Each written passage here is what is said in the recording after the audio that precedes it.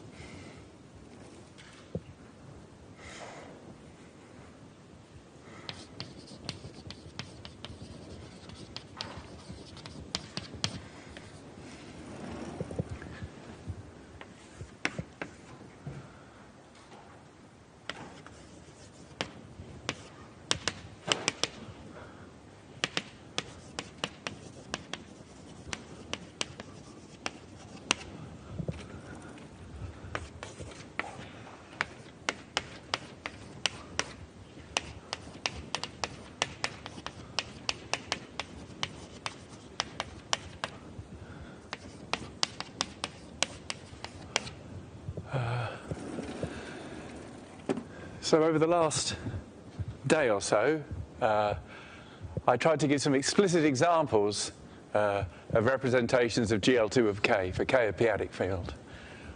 And these are the ones I gave you. So I of chi1, chi2, I did honestly, right? I wrote down an actual physical, infinite dimensional vector space with an explicit action of GL2 of K.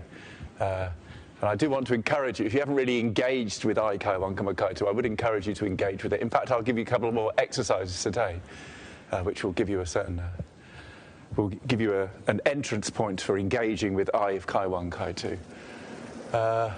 So checking irreducibility with your bare hands is probably quite tricky, but checking that I of chi1, chi2 is smooth and admissible is probably not so difficult.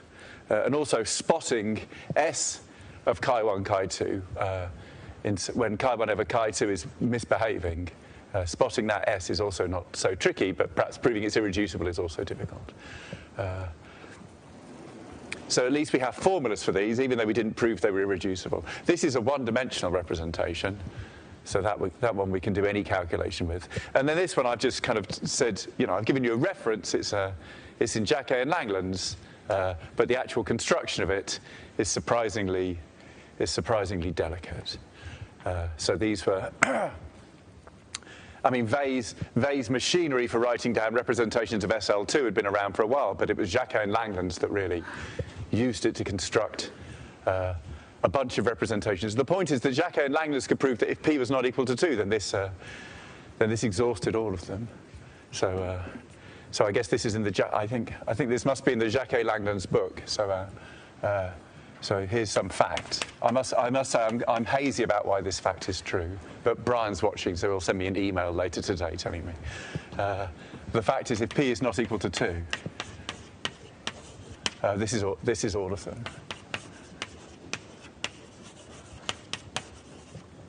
This is all the smooth, irreducible, admissible representations of GL2K. So P is the characteristic of the residue field.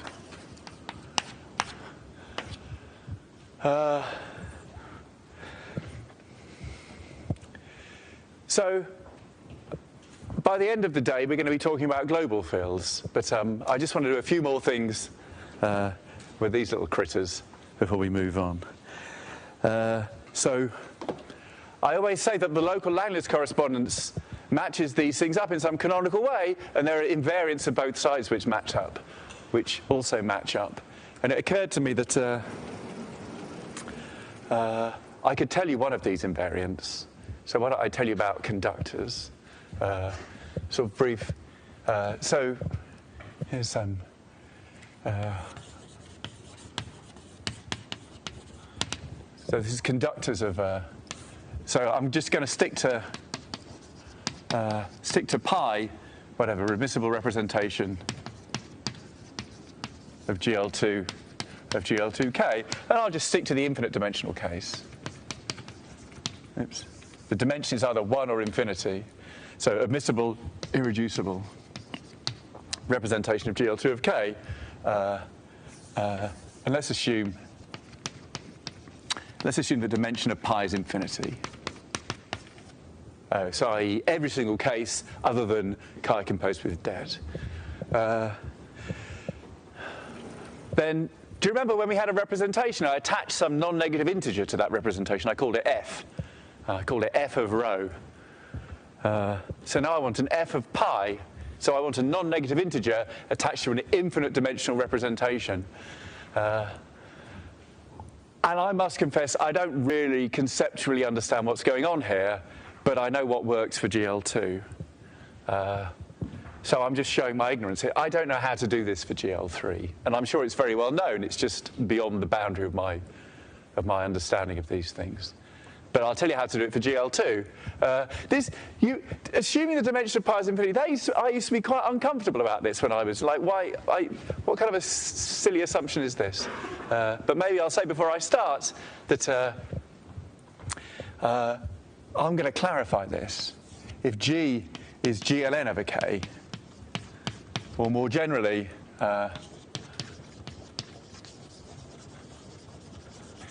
if G is any connected deductive group,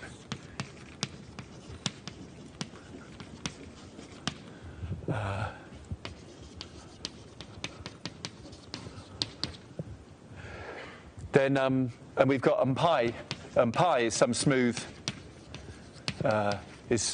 admissible representation of G of K. So that means what you think it means, right? I only defined it for GLN, but you can. The definition just goes through fine. It turns out there's a notion of being generic, which I won't go through now. So this is just a remark. There's a notion of being generic. There's a notion pi is generic. So that's sometimes true and sometimes false, right? Pi may or may not be generic. And it turns out, if G is GL2, pi is generic if and only if pi is infinite dimensional. So as I say, when I learnt this theory, we were very much focused on GL2, and the lecturer Taylor would occasionally say, now let's assume pi is infinite dimensional. And I would somehow like, why is that of any relevance? Because when we see the local Langlands correspondence, you'll see two-dimensional representations bijecting with random representations here, and some of them will be infinite dimensional, some of them won't be. And the local Langlands correspondence doesn't give a monkey's about whether something's irreducible, infinite dimensional or not. But it turns out that there is something more conceptual going on. So here I'm assuming that pi is a generic representation of GL2 of K. But rather than explaining what that means, I'll just say it's infinite dimensional. So there we go. So we've got a generic representation of GL2 of K. So now let me define its conductor. And I'm just going to use the following kind of amazing observation of Castleman. So a theorem of Castleman.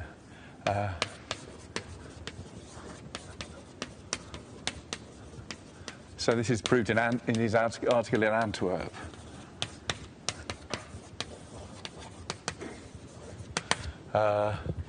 So I'm just going to write down a whole bunch of compact open subgroups for n at least one. For n at least one, let's define U1 of P to the n to be the matrices A, B, C, D in GL2. Oh, this works for 0. I'm going to change this to 0. Define U1 of p to the n is the ABCD in GL2 of OK such that ABCD is congruent to star star 0, 1 modulo p to the n. So that's no condition at all if n is 0. So this is like level gamma 1 of p to the n, if you know about modular forms. This is some local analogue of being gamma 1 p to the n. So these are all compact open. The U1 of pk to the n are all compact and open. So by the definition of admissibility, we know that the invariance, you see, and therefore d of pi comma n equals the dimension of pi u1 p to the n is less than infinity, right? That's by admissibility.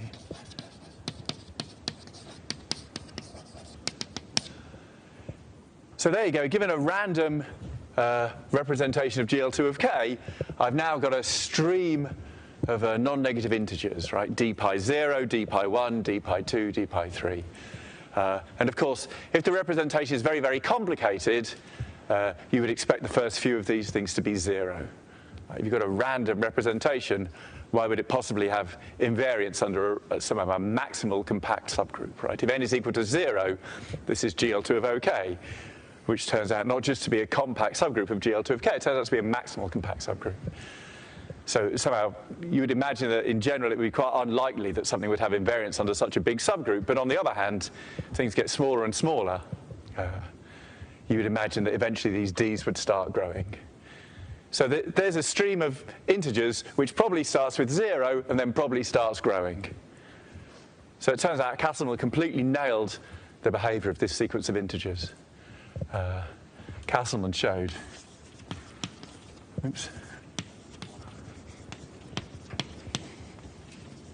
that there exists some conductor, f of pi, in Z at least 0, such that these d pi n's, there's a very simple formula for the d pi n's in terms of f of pi, an exact formula that I'm now going to copy down off a piece of paper just to make sure I get it right.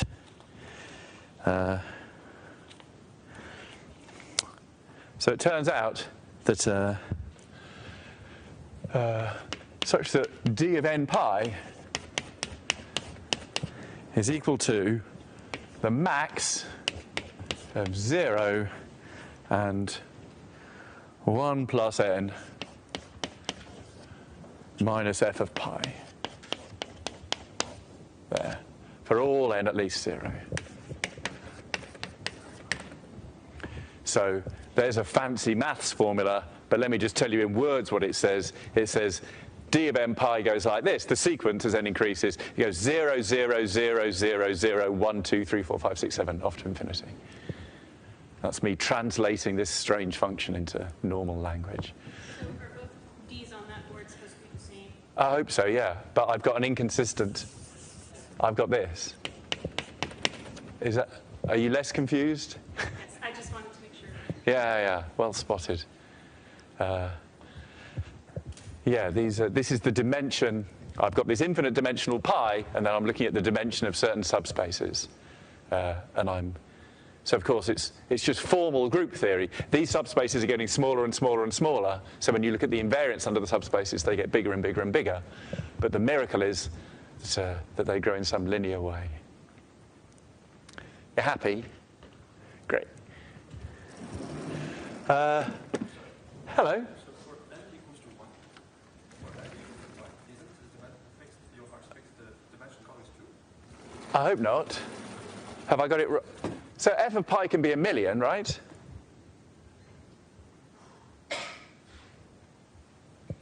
And then this is less than 0, so I get 0. I mean, if f of pi is 0, yeah, I don't know. It looks okay to me. This is exactly what I copied off a piece of paper. I think it looks okay to me. So there you go. So you can't prove, I mean, the way this is proved in general is that there are things called Whittaker. I mean, if you really want to get, this is somehow what I want to avoid because I just don't have time. It's an interesting theory, but it turns out if you have infinite dimensional representations of GL2 of K, there's a very explicit way of working with them. You can use something called a Whittaker model.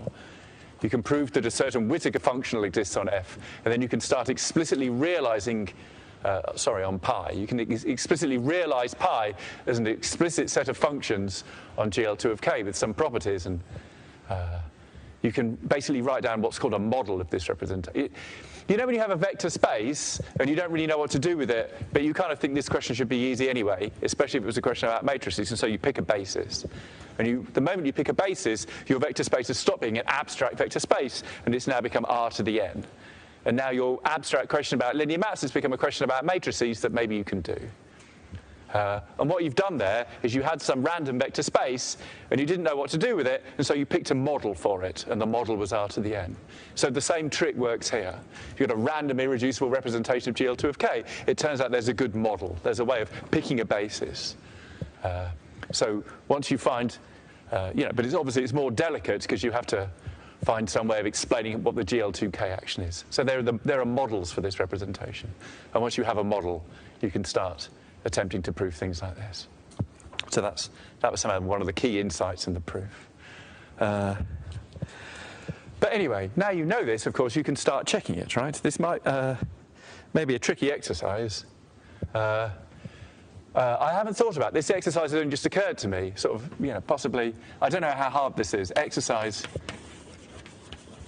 of unvalued difficulty. It might be trivial. Why don't you check this? Check this for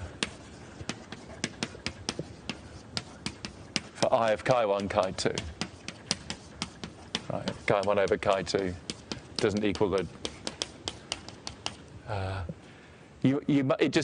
This representation is so concrete that it would not surprise me at all. One could just simply evaluate d of pi n.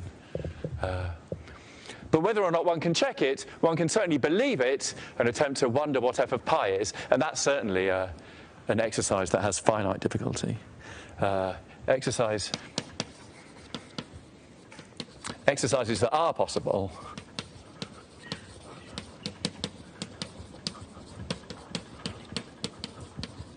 you assume Castleman, right? Right. If you assume this result, then we can start wondering. We've got this lovely list of representations here, and we can start wondering what the conductor is. And one can definitely do I and S. So here, f of pi of chi1, chi2 is f of chi1 plus f of chi2. And f of s of chi, chi norm equals 1 if f of chi is unramified, and 2f of chi if f of chi is ramified. So those one can do. Have I got it wrong? Yes. I switched to Jacquet-Langlands notation. I for induced, thank you. So in Jacquet-Langlands, they're called pi of chi1, chi2. I mean... Is there a way to assign like a conductor to things that are not irreducible? Or? I don't know. Is that a good answer?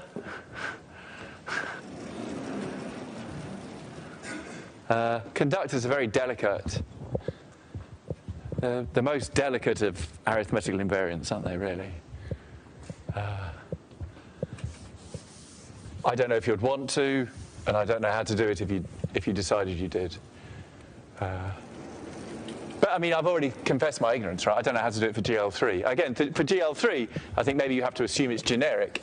Generic for GL3 is more than infinite dimensional.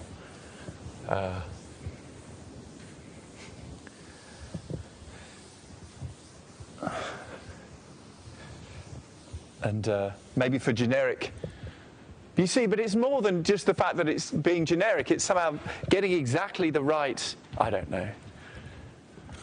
I think I should keep my mouth shut. I'm just digging myself into a hole. So exercises you can't do are working out the conductors of this like BC of L over K comma chi, because I haven't defined BC of L over K comma chi. Now then. So for some reason I've said everything I wanted to say in random order, and now here we are. So my notes are just full of little notations about where I should go next. Right, now I'm back here. I've done Fs. I could do central characters. In fact, I'm surprised I haven't done. In fact, there's something wrong because I have skipped something. Oh, here we are. So here's another exercise.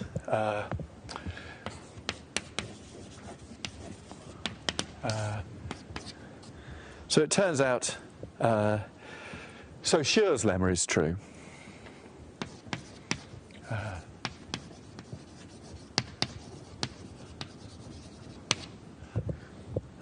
Says this: if I've got pi is irreducible admissible representation of GL2K, I'll probably just GLN of K is probably fine here. I don't think it's any harder or easier. If pi is an irreducible admissible representation of GLN of K, then the center acts by a scalar. Then there exists some admissible character chi pi from K star to C star, such that the center acts like this. Such that if lambda, such that for all lambda in K star, which is the center of GLN of K, so I'm identifying K star with the scalar matrices, right?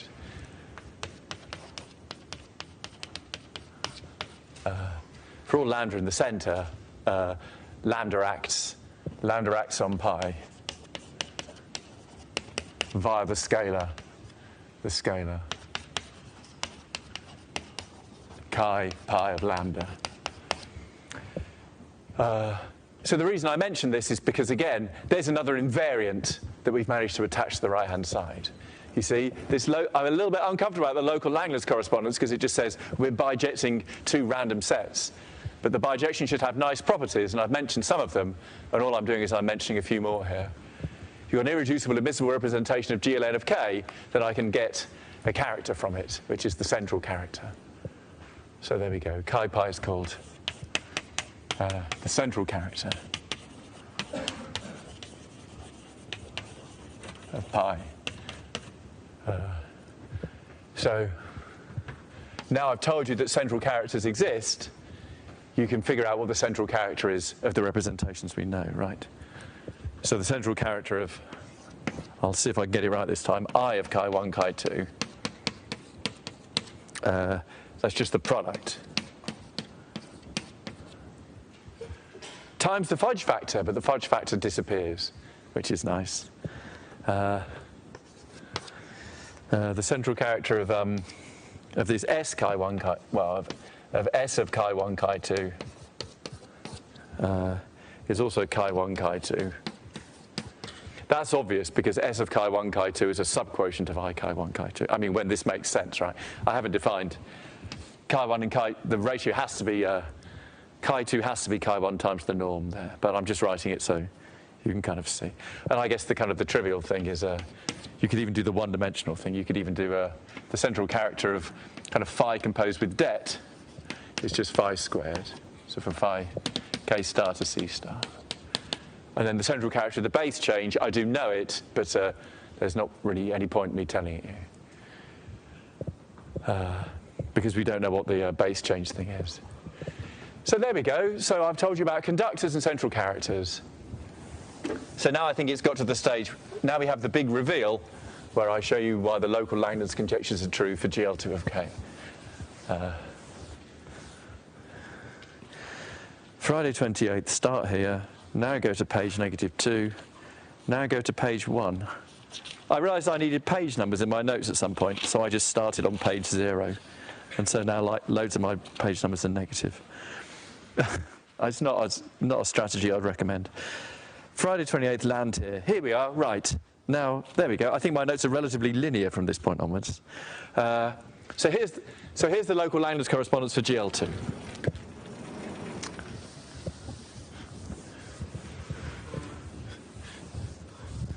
Maybe you guessed it already, I don't know.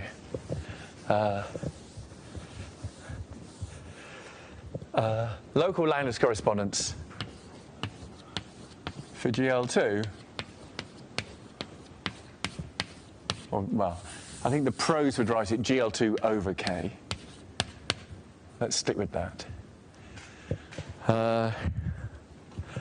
So we have pi's here, right? Here are the pi's, and then here are the rows. Oh, I can't remember which is. Does it matter which side I put them? Let's not worry. Here are the rows. Okay, so firstly, we have I of chi1, chi2. Oh, let's just, maybe we need notation. Notation.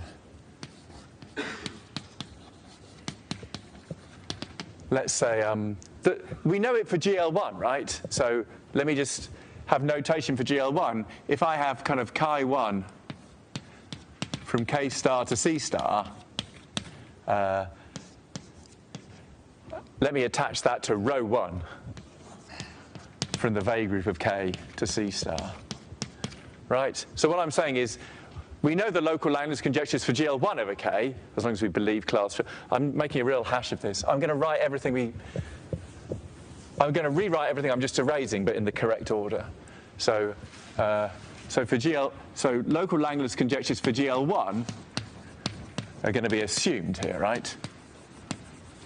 So if I have chi1, so if I have pi1 from K star to C star, pi1 is going to be associated with, let's say, row 1 from the Veil group of K to C star, right? And we'll have pi2. This can't be right. I've called these chi's. These are chi1s, and we've got chi2 from K star to C star. And that's going to be associated with row 2 from W of K to C star. So that's just notation, right? Because the point is, my notation for the pi's involves things like chi1. So that's, these correspondences are just, I've got a map from WK to K star. So local Langlands for GL1 identifies chi1 and row 1, and it identifies chi2 and row 2. So now here's the local Langlands conjecture. So for GL2, here's the story. So the pi's can go here, and the rows can go here. And the first one is I of chi1, comma chi2. So there's an infinite dimensional representation of GL2 of K, and I'm supposed to be giving you a 2-dimensional representation of gal K bar over K, of the Veil group of K, right? But what have I got here? I've got chi1 and chi2, so I've got row 1 and row 2, and I'm just going to have row 0 equals row 1 plus row 2, and I need an n, right? And n is just 0. So that's what goes with that.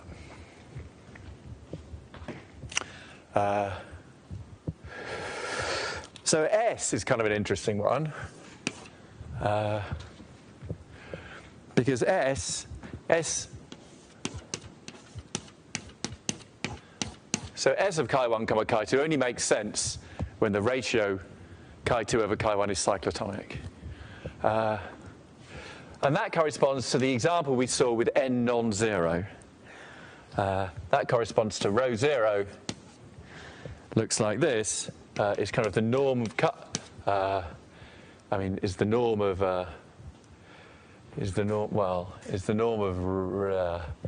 you see, I need some dictionary again, right? I need chi.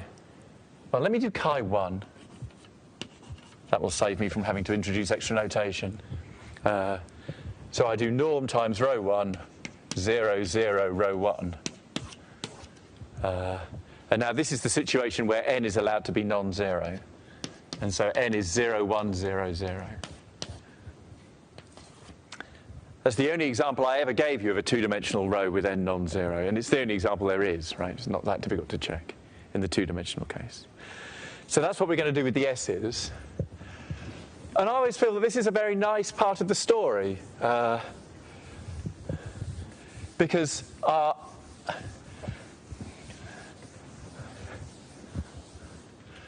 what's happened here is that given a bunch of chi's, we had a general machine that produced an infinite. I mean, if I had chi1 up to chi n in general, one-dimensional representations of k star, I could build a representation of gln of k by I of chi1, chi2 up to chi n, right? You see, I can just just guess what the definition is. You'll have to guess what the fudge factor is, but it's half the sum of the positive roots, if you know what that means. That's what the fudge factor is. So given I of chi1 up to chi n, you could imagine if we could get a Galois representation, which would just be semi-simple to direct some of the corresponding rows. And then n would be 0, maybe, except in some cases this isn't irreducible, and in some cases n's allowed to be non-zero. And those two phenomena occur at the same time. And that's one of the reasons of the fudge factor, is because it makes this kind of perfect, right? If the ratio chi1 over chi2 is cyclotomic, or if the ratio of chi1 and chi2 is norm or norm inverse, that's exactly the situation where a non-zero n is allowed. So there's given the row, there's two possibilities for the n, and lo and behold, there are two Jordan-Holder factors in the I, you see. So one of the Jordan-Holder factors fell off, and it gave us the non-zero n. And the other Jordan-Holder factor, of course, is the finite dimensional thing. So why don't I just do the finite dimensional thing next? Let's do chi1 composed with det. This is on the pi side, right? So this is a continuation of the table. So there's a one-dimensional representation, which is another Jordan-Holder factor of these things. And this would correspond to the way I've normalized it. We're going to see row 1 multiplied by the cyclotomic character. Sorry, row 1 multiplied by norm to the half, 0, 0, row 1 multiplied by norm to the negative a half. There. And n is 0.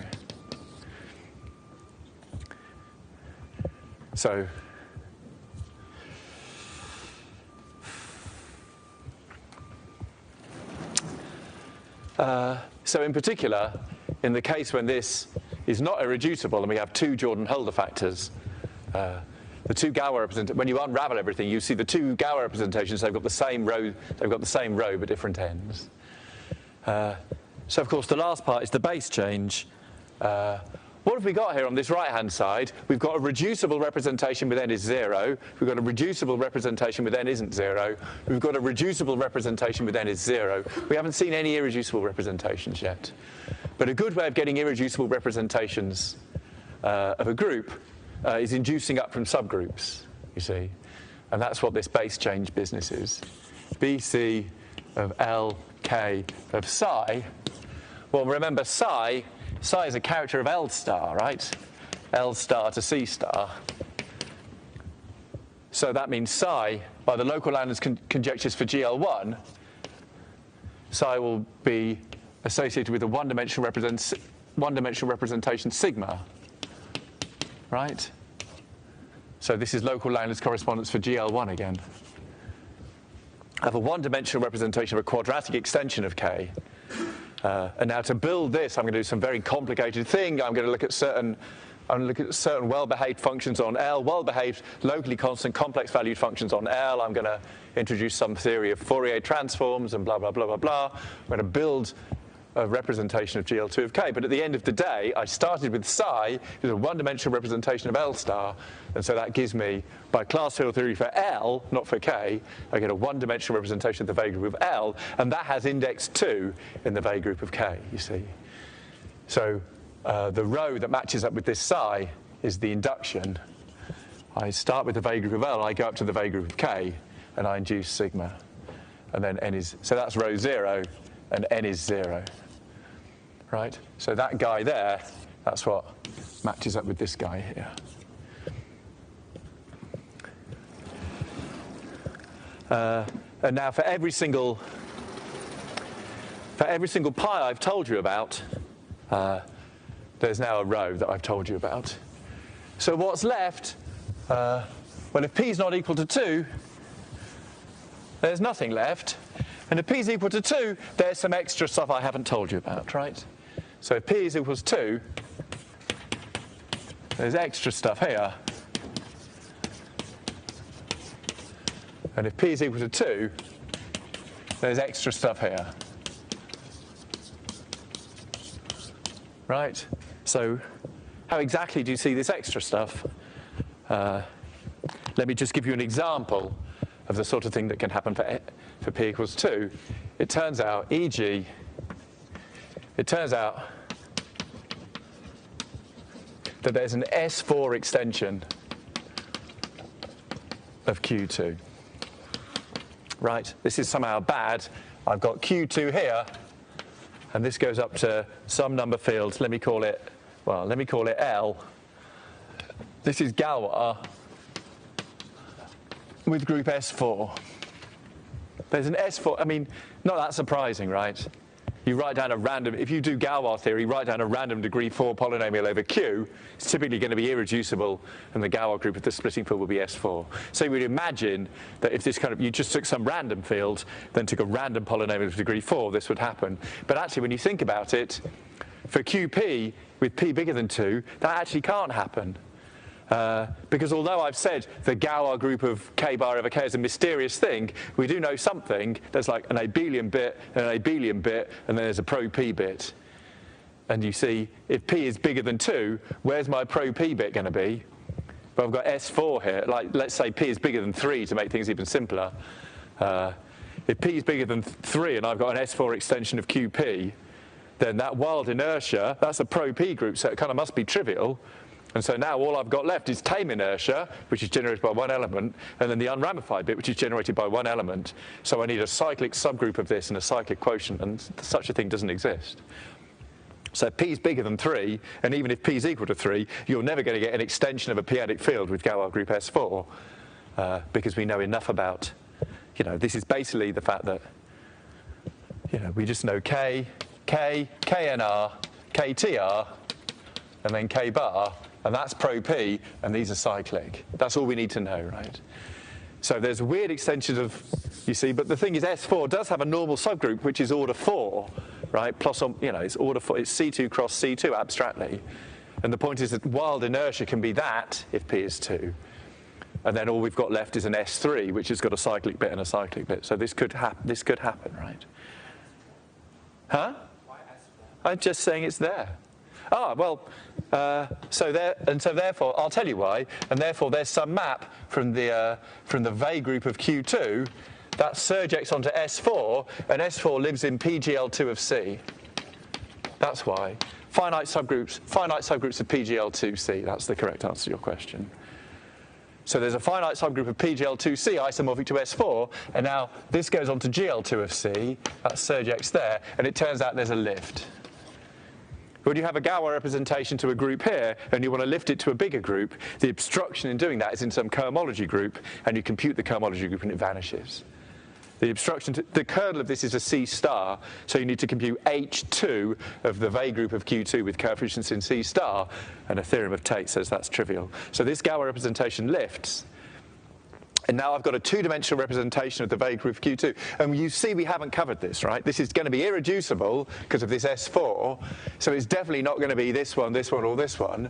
And this one here, this is induced, right? So somehow the image is generalized dihedral, right? You've got an induced representation, then the image will have an index 2 normal subgroup, which is abelian. And that's not true of this either, because S4 doesn't have an index 2 normal abelian subgroup. So this is not on the list, but you see that was it very much was dependent on the fact that P is 2. So there's extra stuff here, and so one has to build extra stuff here if you're going to prove the local Langlands correspondence. So this is how the local Langlands correspondence was proved for GL2, right? For GLM we have a conceptual proof, but for GL2 many years ago, local Langlands conjectures were proved by simply writing down everything on both sides and matching them up, right? So now you see what needs doing. One needs to, this was already hard work, but we've got to think of some even more ways of building stuff. So I think these people like Bushnell and Kutzko and things, in the 1980s worked very hard on things like this.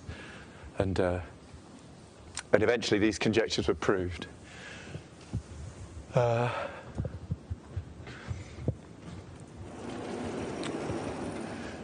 So, of course, so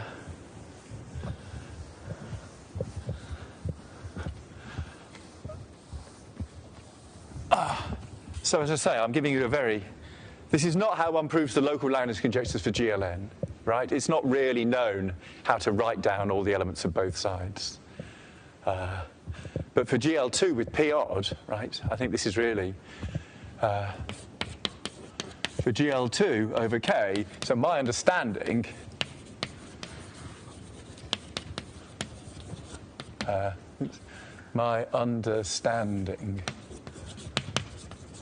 is that this is how the local Langlands conjectures were proved.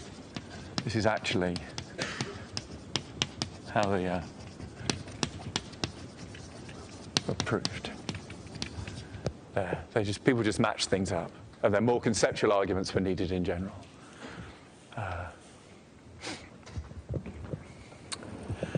So maybe, actually, I mean, while we're here, I may as well say for GLN of K, I think the way the proof works is the following. So first reduce, so use representation theory.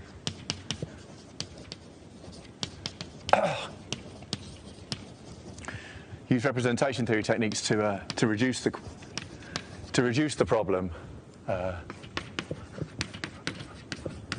So the representation theory techniques are due to Bernstein-Zelevinsky.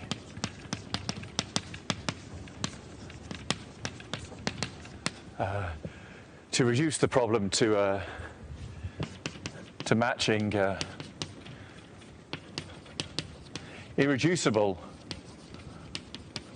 row 0, ends. You see some of these, all of this side, right? All of the pies, they're always irreducible. That's part of the story. But the rows aren't, right? Here's a perfectly reducible two-dimensional representation that's matching up with an irreducible pi. Okay, so even though pi is irreducible, it's not really complicated somehow. This base change here is somehow must be a richer representation in some sense because it's corresponding to a more complicated row. This it's not on the board anymore, but one assumption about psi is that psi mustn't equal its complex conjugate, as it were. It's Galois conjugate, and that forces this induced representation to be irreducible. So irreducible Wedelin representations get matched up with the most complicated kind of pies, which turn out to be something called supercuspidal pies. So supercuspidal pies, right? E.g., these base change. So first you have to match up irreducible rows with supercuspidal pies, and then the matching takes place in some global contexts, right? The matching then is then done via a global argument.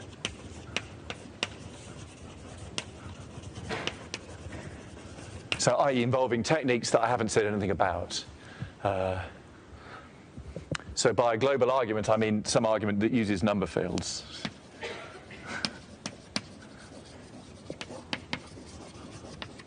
But this is maybe a clue as to where we're going, right? So great, we use number fields. Do you see my big criticism of the local Langlands conjectures, that, you know, in the form that I've explained them to you so far, is that it's kind of easy to write down. We just wrote down a whole bunch of rows, right?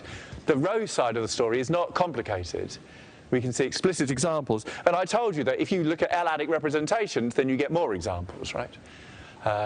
But these pies are still really, they're rather artificial, right? I built these things explicitly from my bare hands just using algebra, but we haven't ever seen any pies falling out of the sky, you know, we haven't seen a number theoretic source of pies.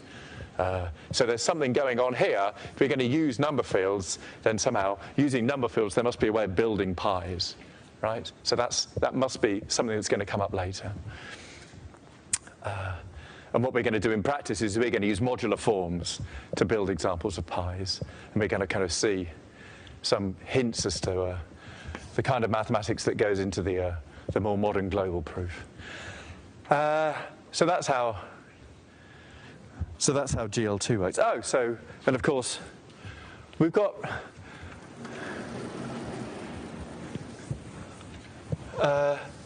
I took the trouble this morning to introduce various local invariants on the pi side, right? I introduced the infinitesimal characters, sorry, the central characters, and I introduced conductors.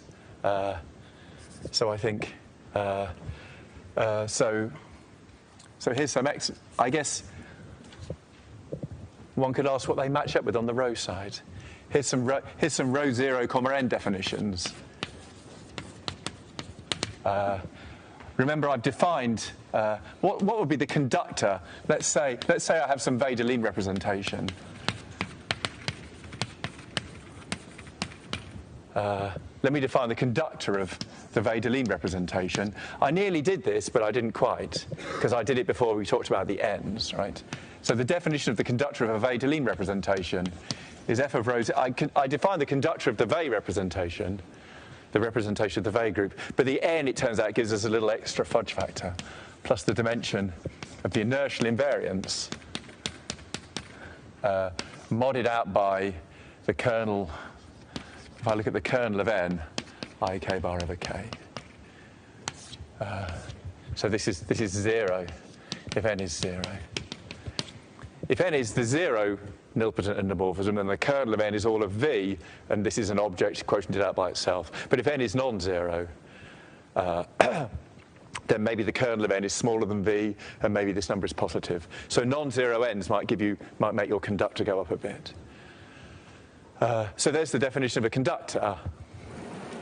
And of course, the other thing I want to tell you about is the determinant. Note also that the determinant of row 0. Row 0 is an n-dimensional representation of the Weil group. So det of row 0 is a one-dimensional representation of the Weil group. Right? So what have I just done? I've given you some invariants. I've given you some invariants on the representation theory side. So the next exercise, I guess, to the extent that this is possible for you,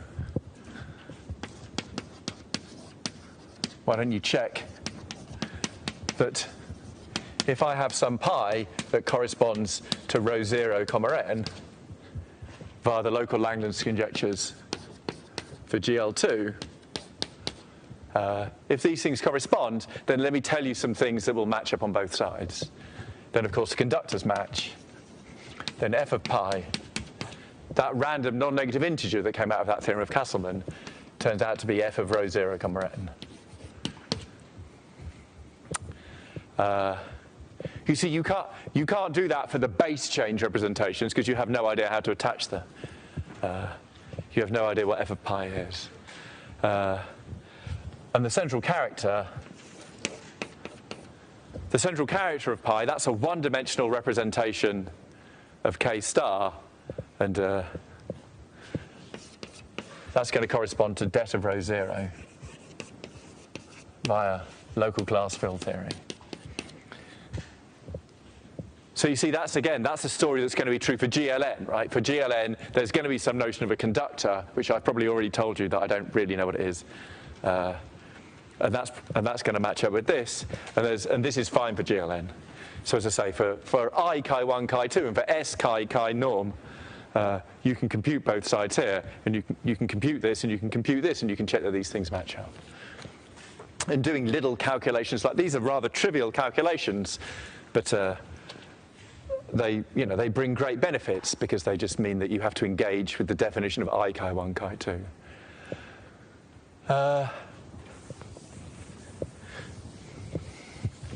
And as I say, these are rather, some of these arguments are just purely algebra, right? You're just looking at functions on GL2 of QP with certain properties. So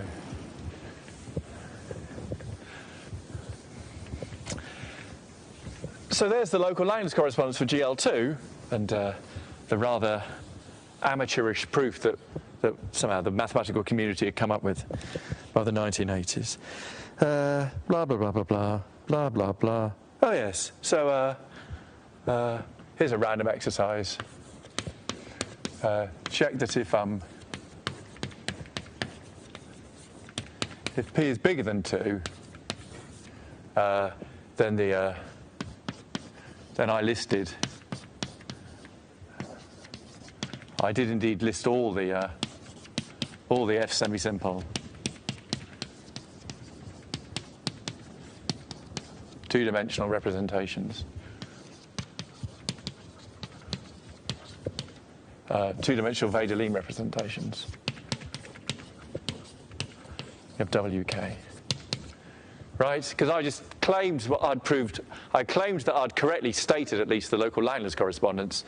And you see, at some point, all I did was I wrote down a big list of row 0, ns and said they match up. So actually, for P bigger than 2, I've claimed without proof that I wrote down all the pi's. But if you think about it, so I also need to check that I've written down all the rows. You see. And there's kind of one non-trivial bit. So that the group theory you all need to know is that Tate's paper in Corvallis. Well, Tate what's it called? Number theoretic background.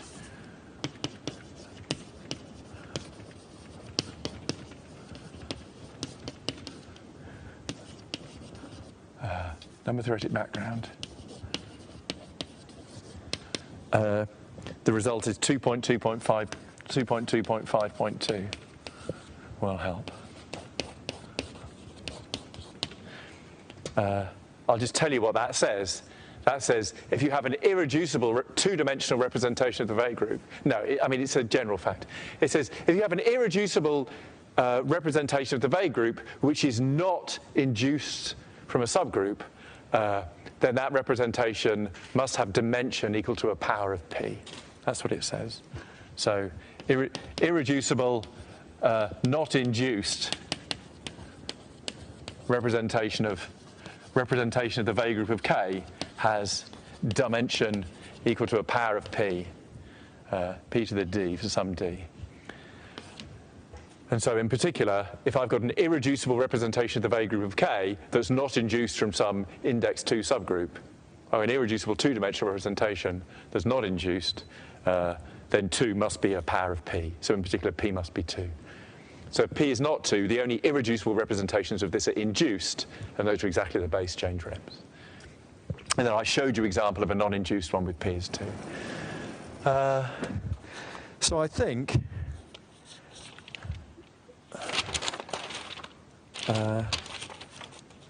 yeah, I think that's great. So that's all I want to say about the local Langlands conjecture for GL2.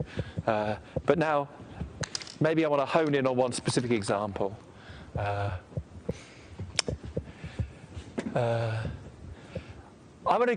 just want to go through. I'm going to finish this story today, this local Langlands story. But let me finish this local Langlands conjecture story by talking explicitly about the f equals 0 case, the f of pi equals 0 case, right? So that's the simplest case, right? The unramified case. You've probably realized when people talk about the conductor of a representation, or the conductor of an arbitrary object in mathematics, or at least in number theory, the conductor of an object is measuring the extent to which this object is ramified. The conductor is typically a rather delicate measure of the ramification properties of an object. And sometimes people use power notation, like the conductor is 1 or P squared or P cubed or something, but I've somehow normalized it in a different way. The conductor is 0, 1, 2, 3, blah, blah, blah. So let me talk about the case when the conductor is 0, which means the representation is unramified. So let's have a look at our list, and let's see when f equals 0 occurs.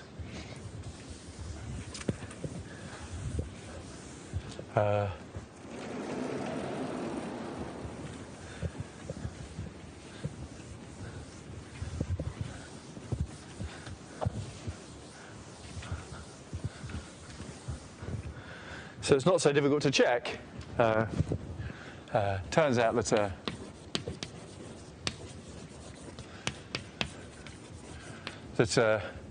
if f of so the idea is, of course, pi corresponds to rho 0, n, right? So there's the notation. If f of pi is 0, and of course that's going to be the same as f of rho 0, n being 0. If this is true, then what's happening? What's happening is the following. Then pi is I of chi1, chi2, right? With chi1 and chi2 unramified. Chi1 and chi2, these are maps from k star, but they actually factor through k star modulo OK star, because they have to have the conductor of chi is a measure. The conductor of chi tells us which subgroup of OK star these things vanish on. If the conductor is f, then this is trivial on 1 plus pk to the f. But if f is 0, then that should be interpreted as this. So these things here go to C star. So if f of pi is 0, then pi must be one of these. These are called principal series representations. And these chi's must be one-dimensional and unramified. And of course, and chi1 over chi2 mustn't be the norm to the plus or minus 1.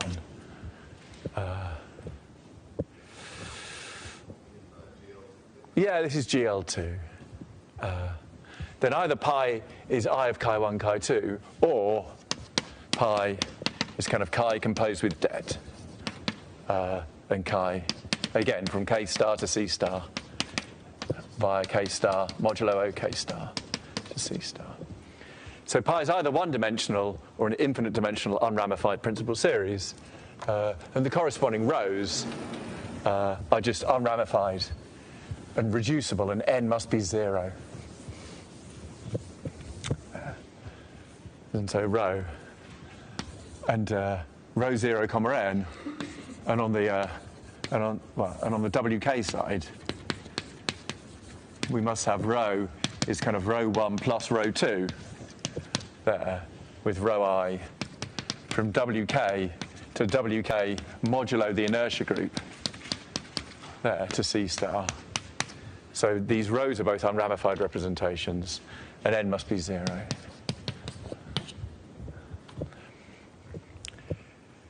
So that's the unramified case. And what I want to do is I want to explain.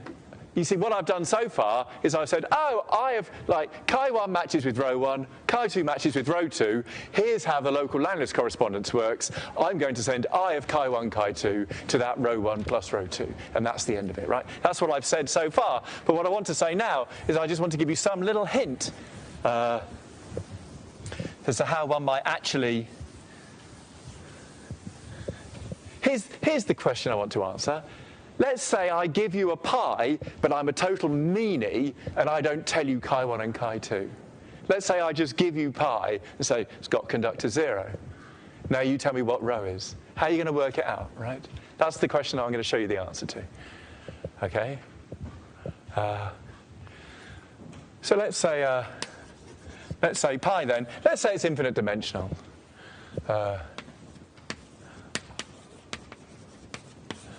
And let's say f of pi is 0 then. Okay? So we know, therefore, this pi is indeed I of chi1, chi2, right? F of pi is 0. If you look at my definition of f of pi is something. F of pi controls some dimension.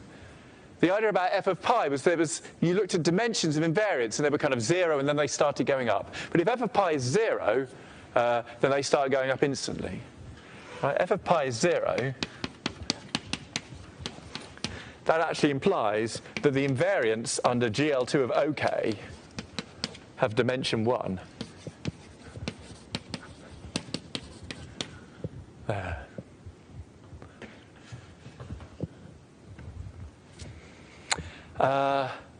So from this infinite dimensional representation, we've managed to isolate a one-dimensional, we've managed to isolate a non-trivial subspace, right? And that subspace is going to give us information about pi. This is somehow a really important subspace. In fact, while I'm here, I may as well tell you that this construction works in some huge generality. So let me just write down some fancy words, just so you know that we're actually doing fancy, clever, cool mathematics, right? Here's just some fancy words. NB general case. Let's have G over K connected reductive. Okay, so K is a finite extension of QP. And let's assume G is unramified. Right, e.g. GLN. I won't tell you what unramified means. And now let's take some and now let's say pi is some smooth, admissible, irreducible representation of G of K on some typically infinite dimensional complex vector space. So we say pi is unramified. So G is unramified. We say that pi is unramified if, you see, this is the kind of thing you should say at dinner parties because it makes you sound very clever, right? If there exists some hyperspecial maximal compact subgroup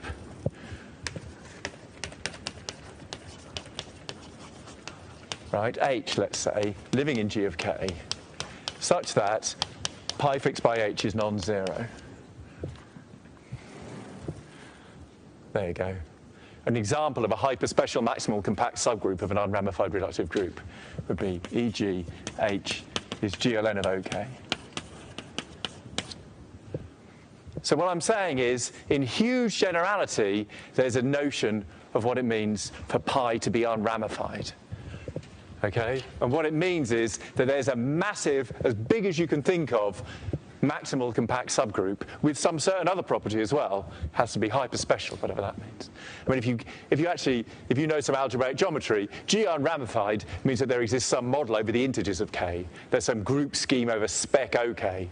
And then one can look at the OK valued points of our group scheme, and that will be a hyperspecial maximal compact subgroup.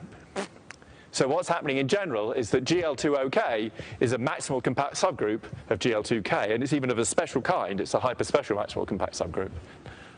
They're all hyperspecial. And pi has some invariance by this maximal compact subgroup, and that's the definition of unramified. You see. So what we're doing is a special case of a very general story.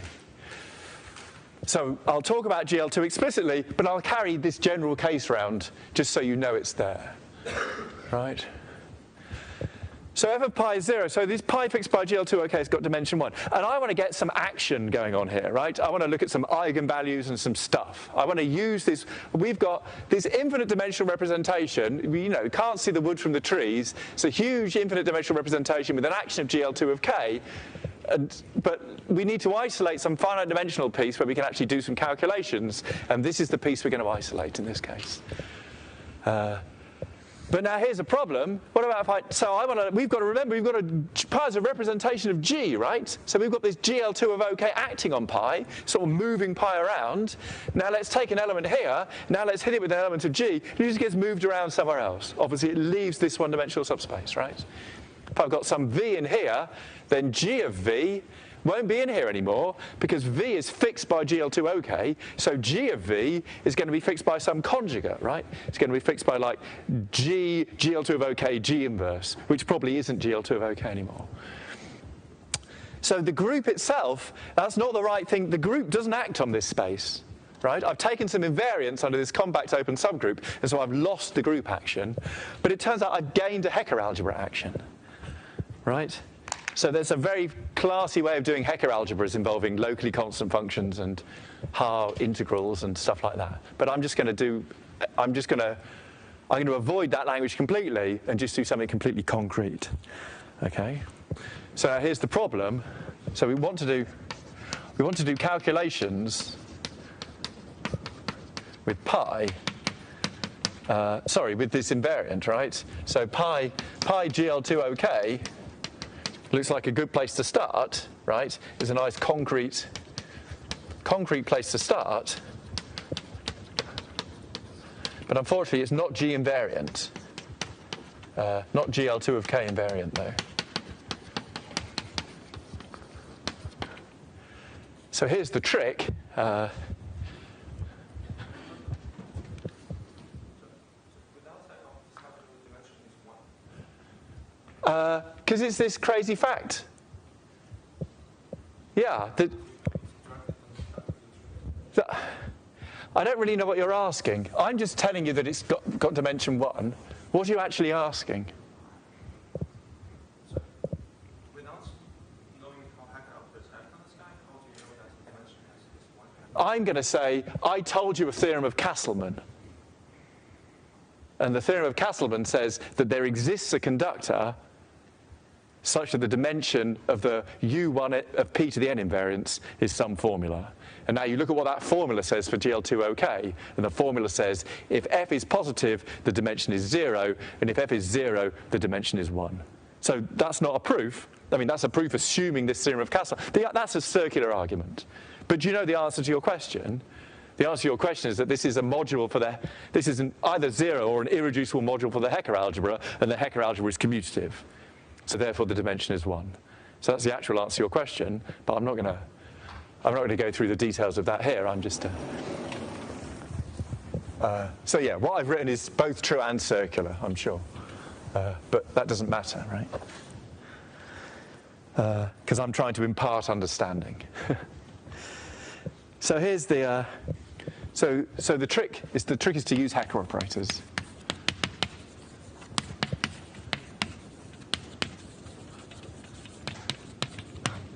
Right? So here's the idea. So just for simplicity, just let me write G is GL2 of K, right? Or any locally compact,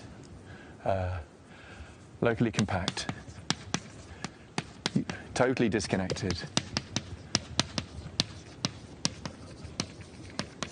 topological group, right? Maybe with some finiteness properties. Maybe you need some countable basis of neighbourhood of the identity or something. Doesn't matter. Let's let G be GL2 of K. Here's the idea. If pi is an admissible representation of G, then of course elements of G send pi to pi, but I want to send this guy here to this guy here, right? I want a number. I want a complex number, so I need to think of an endomorphism of this space, and it's not coming from G. So here's the trick. And if U and V living in G are compact open subgroups,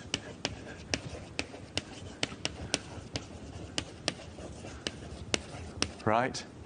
So I've got two compact open subgroups, for example, e.g. U. U could be, I don't know, U1 of pk to the n, right?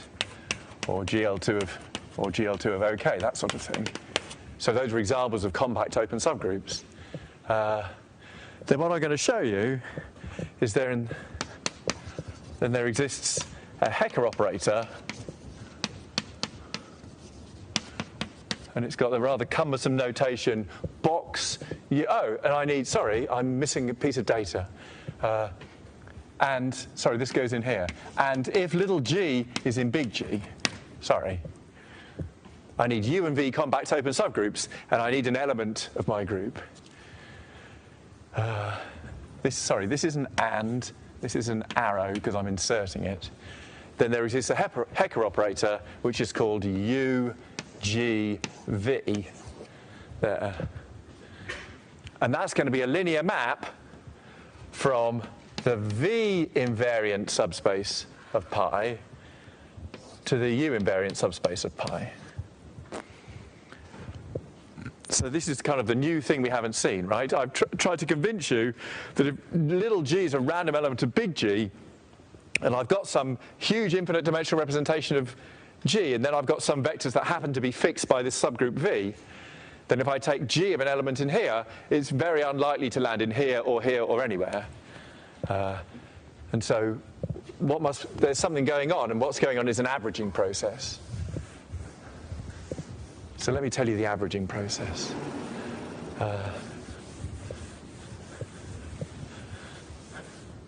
It's defined in the following. So remember, these are complex vector spaces. This is a C-linear map.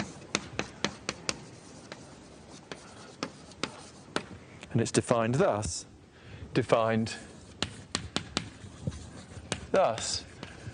Firstly, you take the compact set UGV, so you write UGV. U and V are compact, so U cross V is compact. So UGV is compact because it's the continuous image of a compact set. So this is a random subset of G. So maybe I'll write that. This is a compact subset of G. And it's also clearly, just from group theory, it's a union of cosets of V. So this is certainly a disjoint union of cosets Gi of V. But this is compact, and this is a disjoint union of a bunch of open things. And so that must be, by compactness, this must be a finite cover. Right? So I'm using that U and V are compact and that V is open. Okay, this is finite because V is open. So that double coset is a finite union of single cosets, and I'm going to define and U, G, V of some x. This is now in pi of V, of course. U, G, V of x is defined to be the sum from I is 1 up to R of GIX.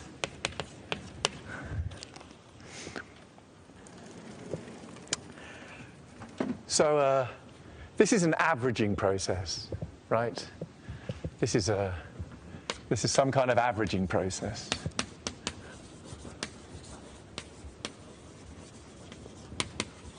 Or trace process, if you like.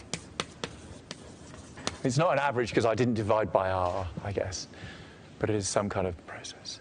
So this is a rather pleasant exercise. This is just some relatively straightforward soft algebra. This UGV of x.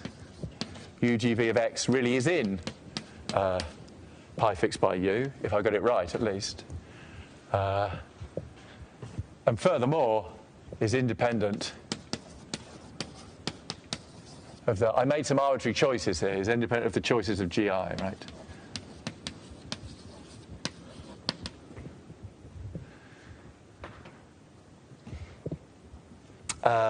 So there's my crazy linear map, and as I say, it's not unreasonable to be asking you to do these calculations.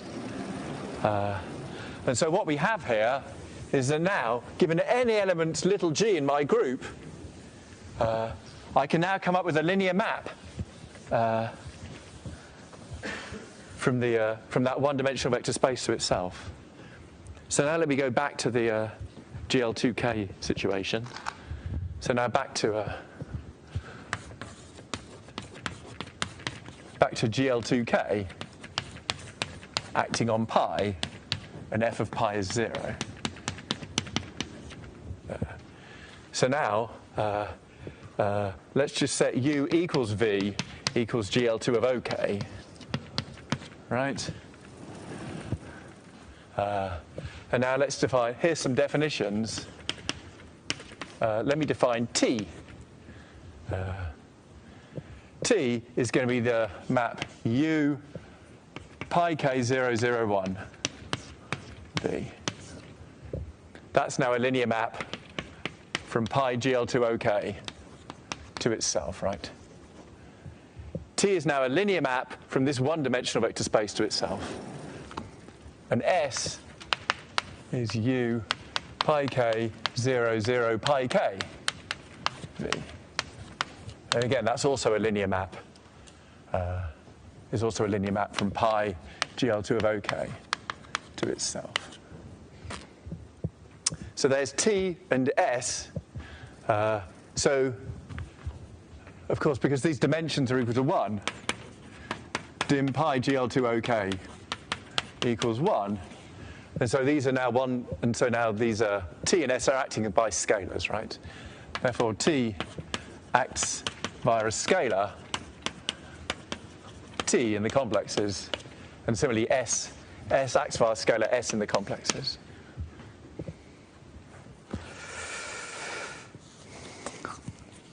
So what I've done is given an unramified pi, I've given a rather ad hoc looking construction of two complex numbers.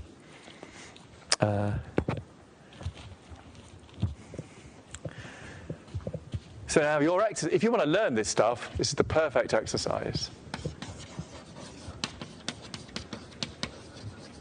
for the weekend, because it's completely within your grasp, and it will force you to unravel all the definitions, right? If pi is I of chi1, chi2, there, with chi1 over chi2 not norm to the plus or minus 1, and an f of pi is 0, then figure out what these numbers are. And I did it, and what I got,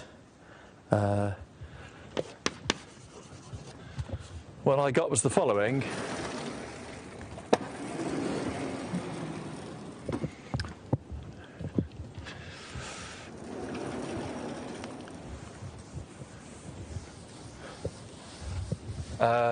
Now, unfortunately, that stupid fudge factor is everywhere. Because, for example, you get these GIs for t. An example of a GI would be pi 0, 0, 1. And so when you do the norm of a over d, you really do get something. And then you get a square root, so you get square roots of some things. So there's going to be square roots involved here. So, yeah, blah, blah, blah, blah, blah.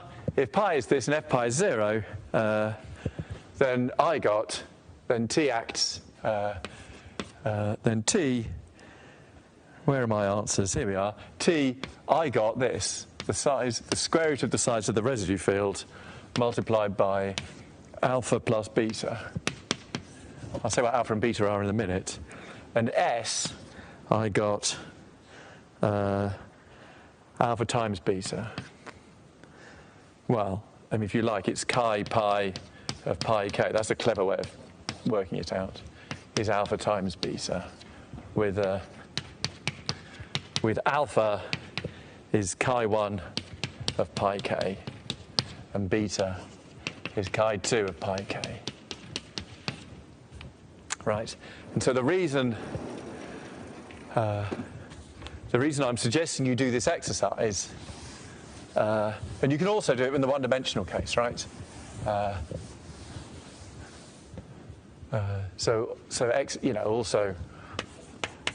Also do the one-dimensional case.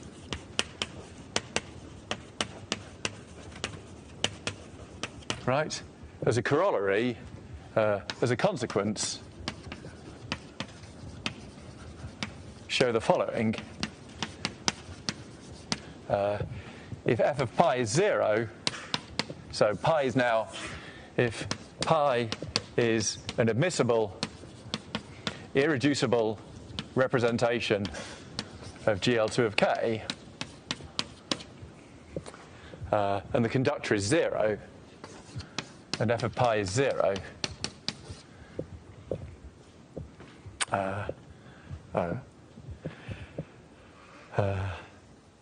well, and you can assume, maybe I'm not entirely clear that we can figure out, we can assume that pi is either I of chi1, chi2, or one-dimensional. The point is, how are you going to rule out the base changes? I'm just going to say base changes don't have conductor 0. So you've got an admissible representation which is unramified, then by the local Langlands correspondence, pi should match up with row 0, n, where what I'm going to tell you is I'm going to tell you what row 0 and n are. You see, I've given you this bogus local Langlands correspondence by writing down both sides and saying they match up. And what I'm suggesting is in this simplest of possible cases, the unramified case, I'm going to give you a slightly more conceptual way of figuring out what rho 0 and n is. So here pi is unramified. We've done some sort of magic with some Hecker operators. We've got two complex numbers t and s. So pi turns out to correspond to rho 0, comma n, where n is 0, rho 0 is unramified. So this goes from wk to wk modulo the inertia subgroup, right? And this is now isomorphic to z. This contains Frobenius, right? And this now goes to GL2 of C. And to tell you what rho 0 is, I need to tell you a semi-simple matrix with rho 0 of Frob having char poly x squared. You see, all I have to do is tell you the char poly, because by definition, rho 0 is semi-simple. It's going to have x squared minus t over the square root of qk x plus s. So the point of what I've just done here is, in the unramified case, I'm actually telling you how to construct local Langlands in a slightly more conceptual way. You've got the unramified case. You isolate a one-dimensional space where some Hecker algebra is operating.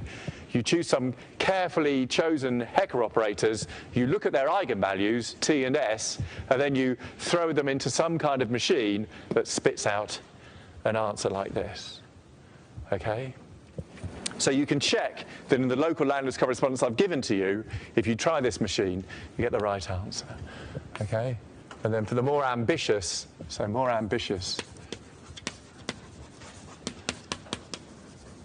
So firstly, you can work out what's going on for GLN. What about for G is GLN, right? Then you look at TI is GLN of OK. And then you look at pi k, and then 1, 1, 1. GLN of OK, right? This is this, well, that's TI, and there's I of these. There's a Hecker operator, and then TI, and then the TI eigenvalue is TI.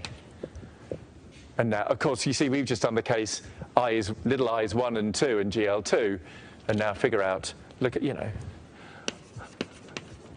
what is the char poly of rho of Frob, of rho 0 of Frob, right? So you can look in my notes on principal series, right? This is kind of principal series notes.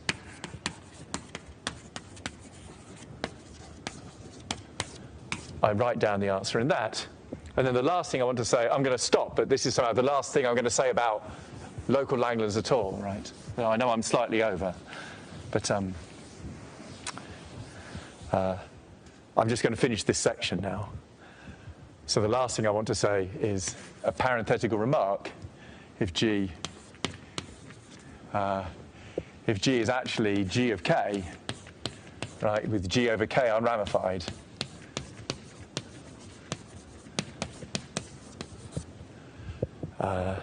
so now G is a general connected reductive group, which is unramified.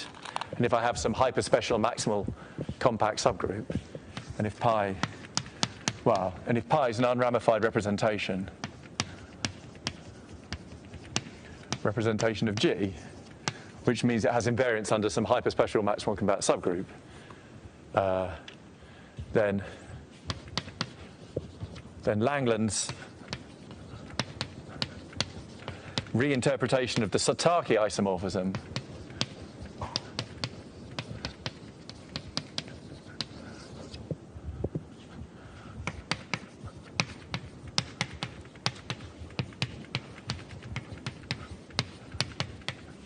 So this is a classical calculation that proved certain Hecker algebras, that somehow explicitly realized certain Hecker algebras, that works in this generality of unramified reductive groups. And Langlands looked at what Satake had done and realized that he could actually reinterpret this.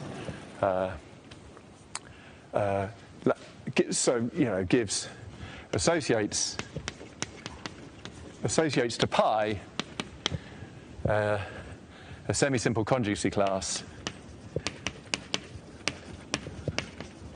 the conjugacy class in the L group of G. Okay, so this is the full generality of what's going on here. In the unramified case, this is how the local Langlands correspondence works for unramified representations, you see. And so you've got an unramified pi, and that's going to be sent to a Wedelin representation to some rho 0, and rho 0 is going to be unramified, and rho 0 of Frobenius element is going to be this conjugacy class. There. So I've told you that the local Langlands correspondence for a general group is in some sense not even well defined, because it says there's a conjectural association from pi's to rhos. But this is the one thing we know about it in general, is that if your group is if everything is unramified, the simplest possible case, then the local Langlands correspondence, given an unramified pi, should produce an unramified rho, and an unramified rho is nothing more than saying where Frobenius goes, so it's nothing more than a conjugacy class in the target. And the target, we haven't talked about L groups. This is GL2 of the complexes for us, or GLN of the complexes if you want to be brave. But for Langlands, you would use the full L group of this connected reductive group, and you get a semi-simple conjugacy class. You see in the local Langlands conjectures, given random representations of pi, we should get Wedelin representations into the L group. And this is the simplest examples. So that's the end of what I want to say about the local Langlands correspondence. In 15 minutes' time, we'll start again, and I'll talk about number fields.